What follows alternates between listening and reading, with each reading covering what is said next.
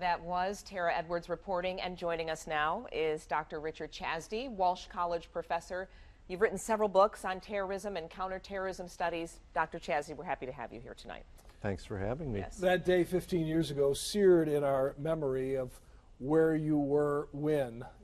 For you, and did that day help direct your focus of study and work, really? Well, absolutely. I was teaching at a small liberal arts college in Worcester, Ohio, and I woke up and it was time to take the laundry to the dry cleaners. So I got into the car and I drove 5 minutes and walked in, and there was a elderly woman listening to the radio. And I asked what was going on, and she said there was a terrorist attack, and my reaction was another one.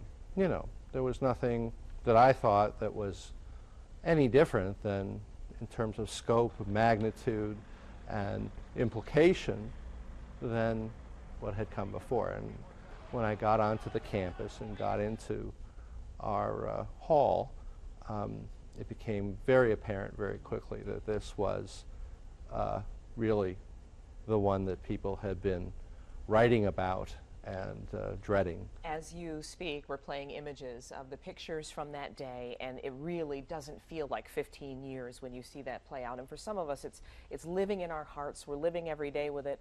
Mm-hmm. Would you say, since you're teaching international security, are we a safer nation today? In some ways, we're safer.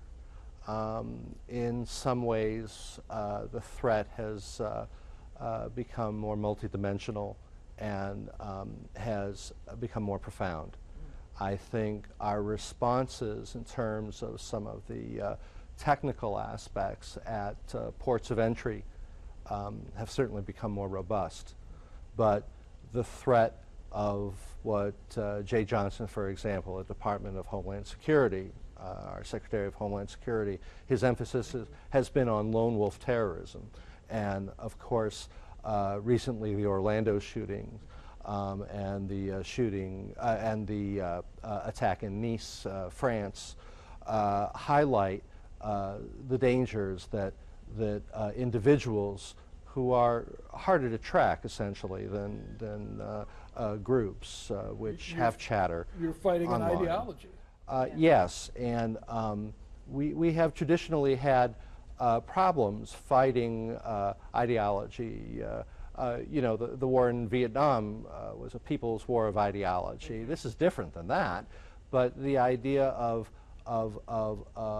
fighting a war of ideology is a critical component of counterterrorism, and it's a critical one which we have to work on in terms of, I think, inculcating among vulnerable populations, potentially vulnerable populations, this idea of what it means to be an American and to be inclusive and to be tolerant. Dr. Chasdi, sure. you touched on the lone wolf. There's Mm-hmm. a different breed of terrorists today. There are many people who feel like maybe some of the reactions that we've had, how we handled what happened after 9/11, did that create more terrorists? Well, we had the high road in terms of Afghanistan. Yes. And I think we had a great deal of support. When we tried very hard to request from Mullah Omar, for example, to get Osama bin Laden brought before a court of justice.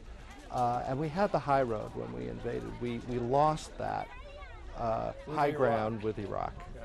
And it was very clear to a lot of us that there was a fiction that was being perpetrated about weapons of mass destruction and a connection to Osama bin Laden.